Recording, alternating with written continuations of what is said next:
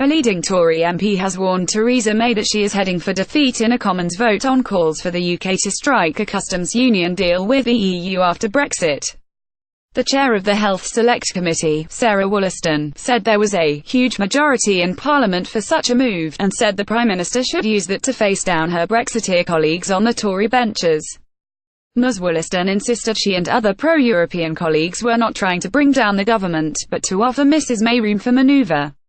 It comes after 62 Tory eurosceptics signed a letter to the Prime Minister last week with their suggestions for leaving the EU, including leaving the single market and pursuing an independent trade policy outside the customs union. Ms Wollaston suggested many members of the government shared her view that a customs arrangement of some sort would be preferable. It's not about trying to force Theresa May to resign. Of course I don't want to see that, but in some ways I do think it may help her, Ms Wollaston told the BBC's Newsnight.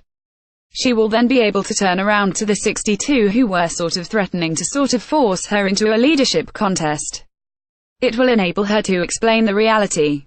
The simple reality is this, that there isn't a parliamentary majority for a hard Brexit, and it allows her to go back to them, maybe say, you know, love to help, I've done my best.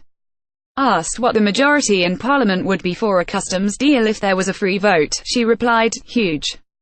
Because we know there are very many ministers and many PPSs and other people who are currently not able to sign amendments, who would very much like to see us come to a customs arrangement of some sort.